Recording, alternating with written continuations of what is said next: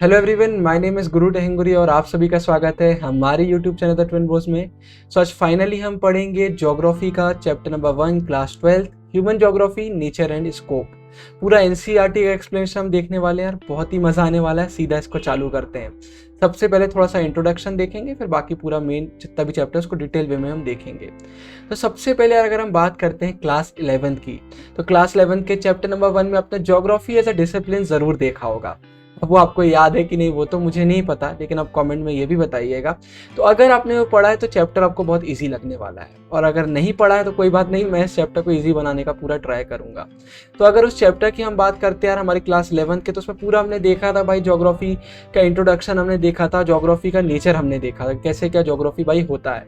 उसके साथ ही साथ हमने ज्योग्राफी के बहुत सारे इंपॉर्टेंट ब्रांचेस देखे थे जो कि ज्योग्राफी की बॉडी से आए हैं, क्या यही अलग अलग इसके ब्रांचेस होते हैं। तो अगर वो चैप्टर आप फिर से पढ़ेंगे या उसको देखेंगे तो आपको बहुत सारी चीज़ें याद आ जाएंगी। तो आपको उसमें याद आएगा कि यार एक लिंक कहीं ना कहीं ह्यूमन ज्योग्राफी का भी था मदर डिसिप्लिन ज्योग्राफी के साथ, मतलब कहीं ना कहीं थोड़ा सा ह्यूमन ज्योग्राफी के बारे में भी आपको याद आने लगेगा।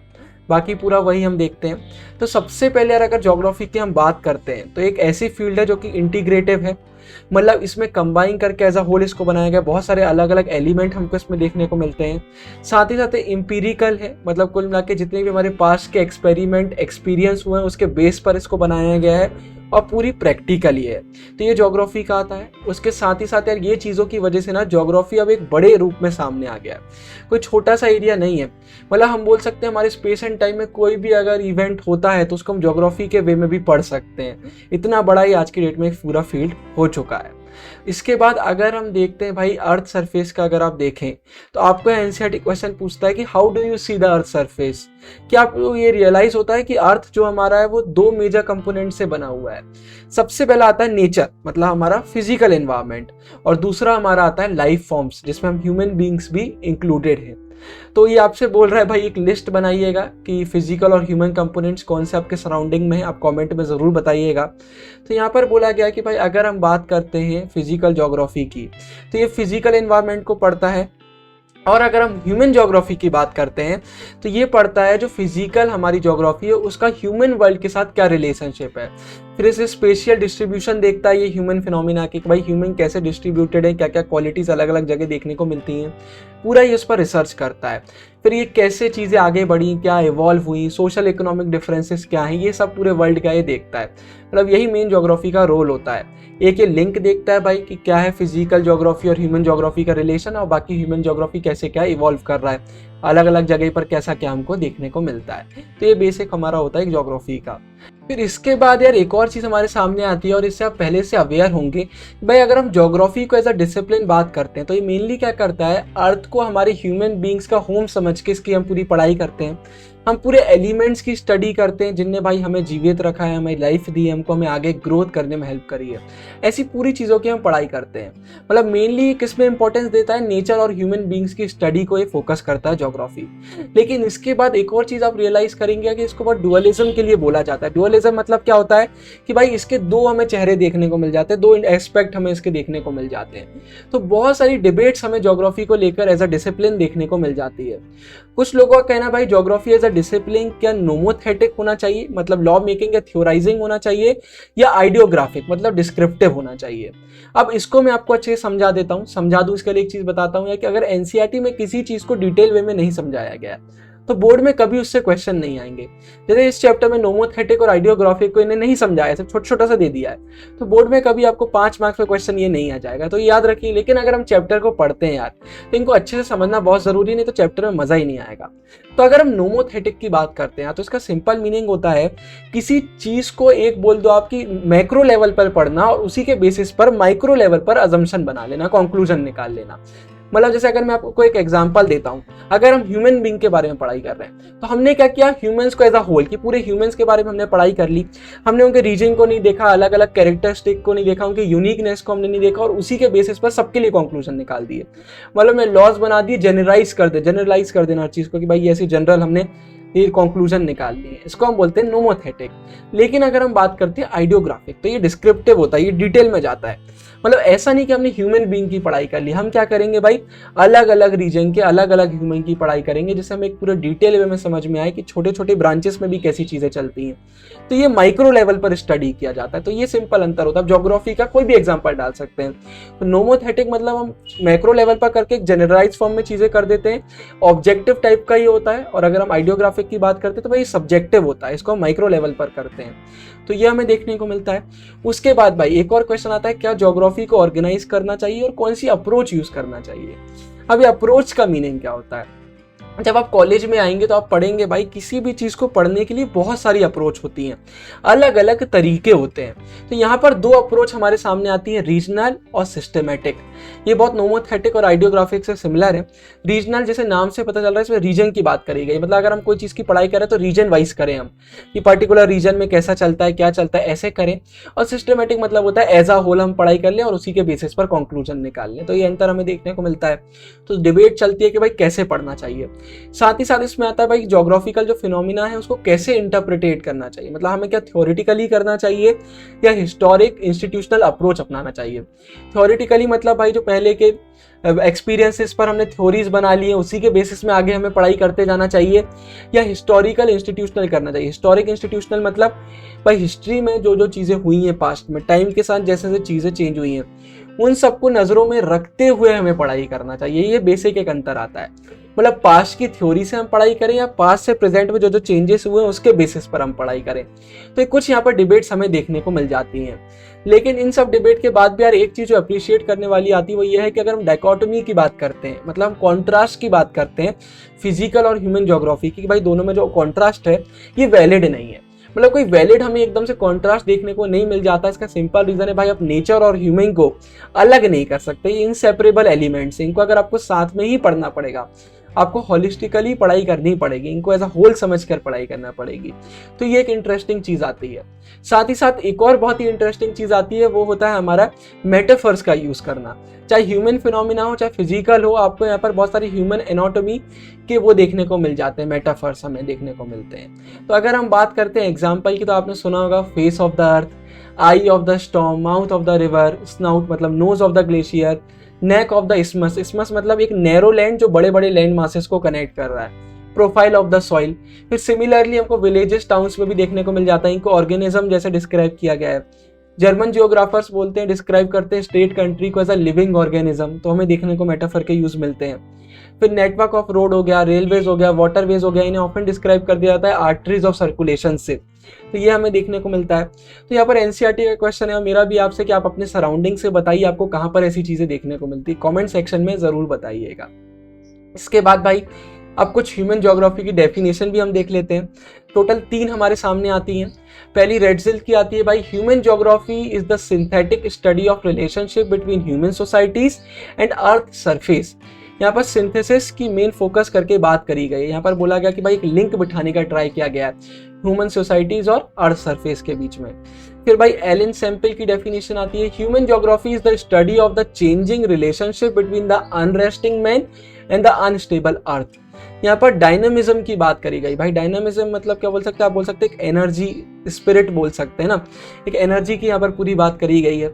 उसके बाद यहाँ पर पॉल ब्लेश की आती definition, conception resulting from a more synthetic knowledge of the physical laws governing our earth and of the relations between the living beings which inhabit it. यहाँ पर ये बात करी गई, मतलब यहाँ पर एक ह्यूमन ज्योग्राफी का बोला गया कि एक नया कॉन्सेप्शन लेकर आता है, ये हमें एक नया इंटर रिलेशनशिप दिखाता है अर्थ और ह्यूमन बीइंग्स के बीच। तो कुछ डेफिनेशन हमारे सामने आती हैं। तो ये थोड़ा सा हमारा एक इंट्रो आता है, हम सीधे चलते हैं हमारे मेन टॉपिक पर जो है नेचर ऑफ ह्यूमन ज्योग्राफी। तो अगर हम बात करते हैं नेचर ऑफ ह्यूमन ज्योग्राफी की, तो भाई ह्यूमन ज्योग्राफी जो है ये हमारी पढ़ाई करता है एक इंटर रिलेशनशिप के बारे में, जो कि है फिजिकल एनवायरनमेंट और सोशियो कल्चरल एनवायरनमेंट के बीच, और इसे क्रिएट किया है ह्यूमन बीइंग्स ने। हमारा जो म्यूचुअल इंटरेक्शन होता है इसकी वजह से रिलेशनशिप पूरा क्रिएट हो गया है। तो वही हम पूरा देखेंगे भाई, फिजिकल एनवायरनमेंट और सोशियो कल्चरल एनवायरनमेंट का क्या रिलेशनशिप हमें क्रिएट होता हुआ दिखता है। तो आपने 11th में भी इसके बारे में पढ़ा होगा, आपको एलिमेंट्स पता होंगे भाई, land form, soil, climate, water, natural vegetation और डाइवर्स जो फ्लोरा और फौना हमें देखने को मिल जाते हैं। फिर से भाई क्वेश्चन आता है ये वाले चैप्टर में, तो बस आपसे ने बहुत सारी लिस्ट बनाने को बोला है। तो यहाँ बोला जा रहा है कि एक और एलिमेंट्स की लिस्ट बनाइए जो ह्यूमन बीइंग ने क्रिएट किए हैं, जो इनको एक एक्टिविटीज़ करके, जो इनको एक प्लेटफॉर्म प्रोवाइड किया है फिजिकल एनवायरनमेंट ने। तो अगर हम यहाँ बात करते हैं, हाउसेस हो गए, विलेजेस हो गए, सिटीज़ हो गए, हमारे रोड रेल के नेटवर्क हो जाते हैं, इंडस्ट्रीज, फार्म, स्पोर्ट्स, जितने भी आइटम होते हैं हमारे डेली यूज़ के, और जितने भी हमारे बाकी एलिमेंट्स हैं मटेरियल कल्चर के, मतलब जो मटेरियल्स हमने बनाए हैं ये हमने क्रिएट किए हैं भाई। ये ऐसा नहीं था कि पहले से है नेचर में, पूरी अर्थ में पहले से नहीं है, ये ह्यूमन ने क्रिएट किया है। हमने पूरा क्रिएट इनको किसकी मदद से किया है, जो फिजिकल एनवायरनमेंट में रिसोर्सेज अवेलेबल थी उनकी मदद से हमने इसको क्रिएट किया है।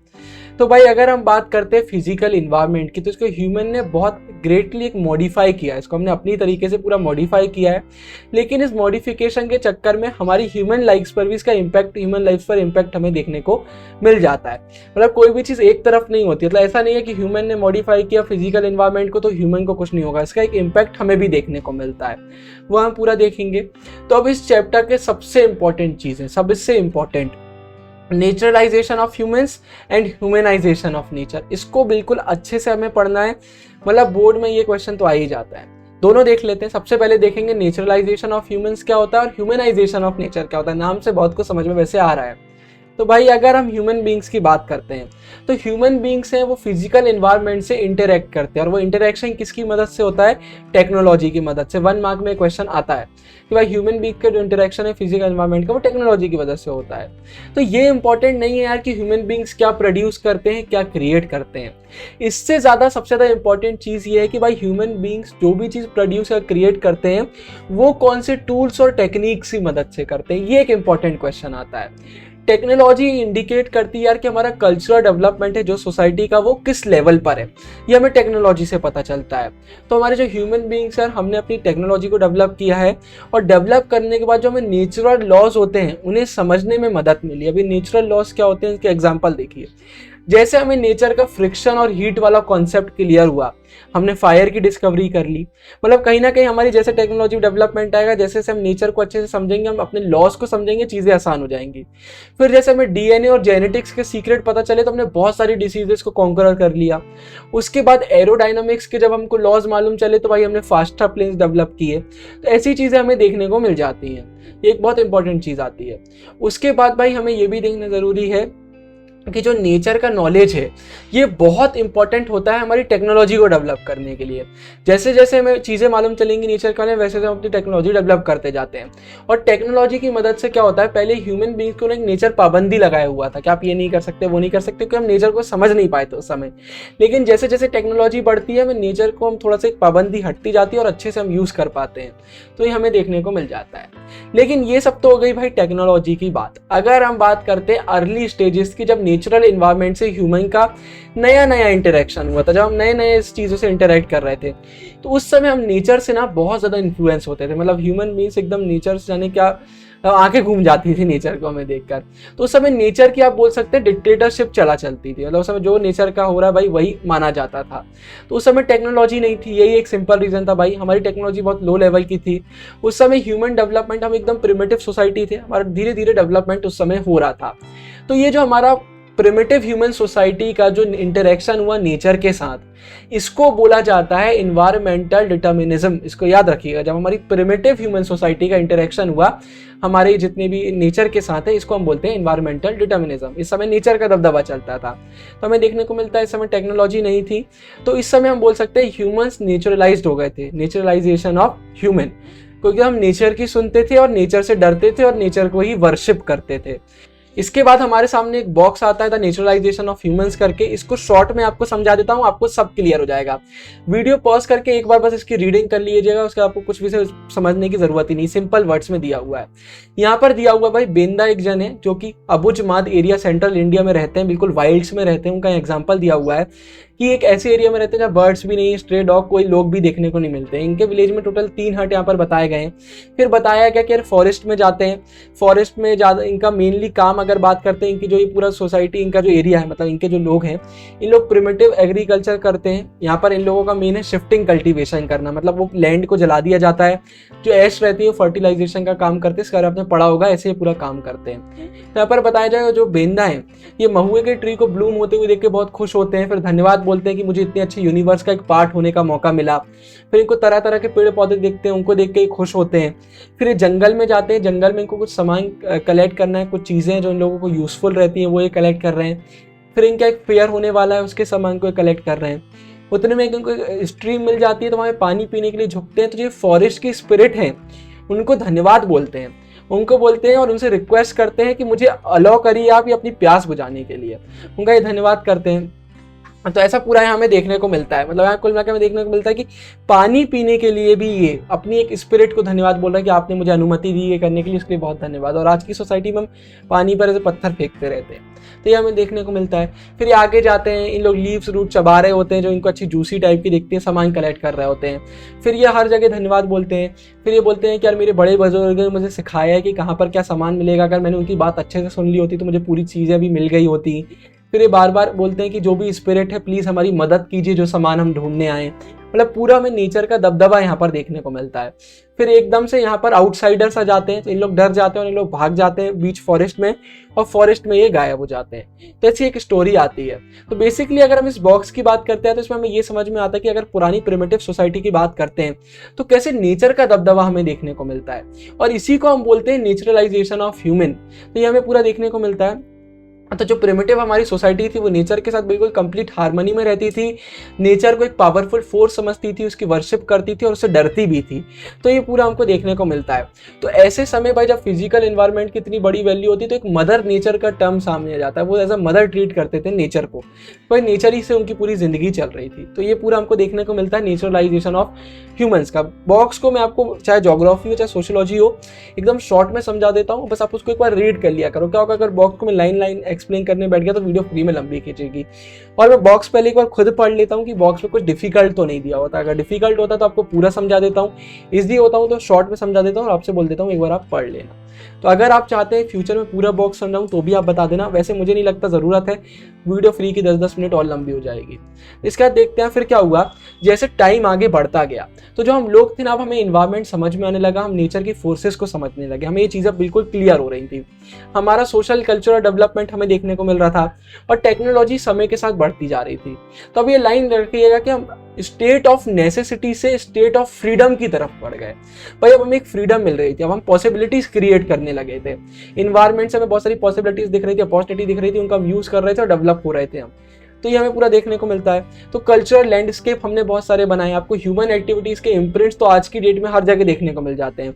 जैसे ऊंचे ऊंचे हाईलैंड्स में आपको हेल्थ रिसोर्ट देखने को मिल जाएंगे, हमारी बस्तियां ह्यूमन की कितनी सारी हमें देखने को मिल जाती हैं, फील्ड्स हमें देखने को मिल जाती है, ऑर्चर्ड्स हमें देखने को मिल जाते हैं, पेस्चर्स हो गए हमारे प्लेनिंग रोलिंग हिल्स में हमें देखने को मिल जाते हैं, कोस्ट साइड में हमें पोर्ट देखने को मिल जाते हैं ह्यूमन के, ओशन अगर ओशन रहते तो ओशन में भाई हमें ओशन रूट्स देखने को मिल जाते हैं, स्पेस में हमें सैटेलाइट देखने को मिल जाती है। मतलब ह्यूमन हर जगह, ह्यूमन दबदबा में देखने को मिलने लगा है। तो इसे हम बोल सकते हैं ह्यूमनाइजेशन ऑफ नेचर। मतलब पहले नेचर डोमिनेटिंग था, अब ह्यूमन डोमिनेटिंग हो गए। तो इस चीज को टर्म किया गया है पॉसिबिलिज्म। इसको याद रखिएगा पॉसिबिलिज्म, क्योंकि अब हमें पॉसिबिलिटीज दिखने लगी हैं। तो नेचर हमें अपॉर्चुनिटीज प्रोवाइड करता है और ह्यूमन बीइंग इन पॉसिबिलिटीज को यूज करती है, नेचर का यूज करते हैं, जिससे नेचर क्या हो जाता है, ह्यूमनाइज्ड हो जाता है। पहले ह्यूमन नेचुरलाइज्ड हो गए थे, अब नेचर ह्यूमनाइज्ड हो जाता है। तो ह्यूमन के इम्प्रिंट्स हमें हर जगह देखने को मिल जाते हैं। इसी के साथ एक और सिंपल सा बॉक्स आता है। इसको सिंपल में अगर मैं आपको समझाऊं तो यहाँ पर एक विंटर टाउन, एक त्रोंदिम के बारे में बताया गया है, जहाँ पर बोला गया कि बहुत विंड चलती है और हैवी स्नो यहाँ पर चलती है। यहाँ पर कारी नाम की एक लड़की के बारे में बात करी गई है। पूरा बताया गया कि क्या इनके पास फैसिलिटीज़ हैं। इतनी ठंडी का मौसम है लेकिन भाई इनके ऑफिस में एकदम हीटेड कंफर्टेबल एटमॉस्फेयर इनको मिलता है। अगर इनको कभी अपने कलीग से बात करनी है तो वीडियो कॉल करके बात कर सकती है, कॉल करके बात कर सकती है, कभी भी फ्लाइट ले सकती हैं, एक जगह से दूसरी जगह जा सकती हैं। पूरा इनको दिखाया गया है। बोला गया है कि एज बहुत बढ़ गई है लेकिन फिर भी बहुत ही यंग दिखती है, क्योंकि कितनी फैसिलिटीज़ इनको प्रोवाइड कराई गई हैं।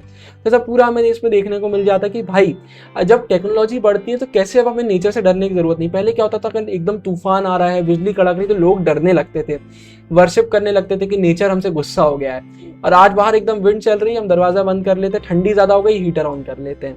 तो ये हमें एक अंतर देखने को मिलता है, तो इसको भी एक बार आप पढ़ सकते हैं। तो इसको हम बोलते हैं ह्यूमनाइजेशन ऑफ नेचर। फिर इसके बाद हमारे सामने भाई क्वेश्चन आता है कि आप इमेजिन कर सकते हैं किस चीज़ों ने ऐसी लाइफ को पॉसिबल बना दिया। टेक्नोलॉजी का भाई बहुत बड़ा एक योगदान है, मतलब टेक्नोलॉजी की मदद से हमने बहुत सारी कठिनाइयों को ओवरकम कर लिया, ऐसी चीज़ें हमें पूरी देखने को मिल जाती हैं। क्या आपको ऐसे और इंस्टेंसेस पता है तो ज़रूर बताइएगा, और ऐसे एग्जाम्पल डिफिकल्ट नहीं फाइंड करने का, एक एक कोने में आजकल ये एग्जाम्पल हमें पूरे देखने को मिल जाते हैं। इसके बाद फिर हमारे सामने एक एग्जाम्पल आता है जोग्राफर का, जिनका नाम था ग्रिफिथ टेलर। इन्हें एक बहुत ही इंटरेस्टिंग कॉन्सेप्ट ये लेकर आए हैं जो कहीं ना कहीं एक मिडिल पाथ या मध्यम मार्ग आप बोल सकते हैं उसको रिफ्लेक्ट करता है। तो ये मिडिल पाथ है क्या?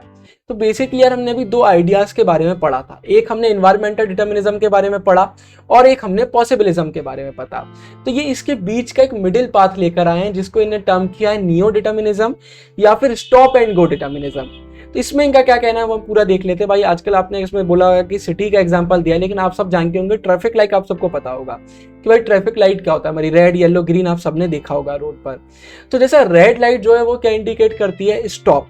उसके बाद एम्बर लाइट, मतलब हमारे यहाँ की अब येलो लाइट बोल सकते हैं जो रेड और ग्रीन के बीच में आती है, ये हमको बोलती है टू गेट सेट। और फिर हमारी आती है ग्रीन लाइट जो हमको गो बोलती है। तो इन्हें यहाँ पर इसका एक एग्जांपल दिया है।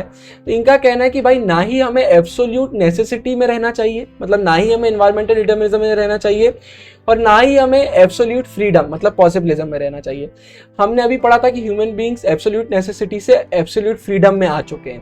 तो इनका कहना है हमें दोनों में नहीं रहना चाहिए, हमें इसके बीच का एक रास्ता निकालना चाहिए। तो इसमें इन्हें एक बहुत ही शानदार एग्जांपल दिया है कि हम नेचर को कॉन्करर कर सकते हैं अगर उसको हम ओबे करते हैं। तो इनका सिंपल कहना है कि भाई अगर नेचर हमको रेड लाइट दिखा रहा है तो हमारी रिस्पॉन्सिबिलिटी बनती है कि हम रुक जाएं, हमें रुकना चाहिए। और फिर जब नेचर हमें परमिट करता है मॉडिफिकेशन के लिए, जब हमें अपना डेवलपमेंट फिर से चालू कर देना चाहिए।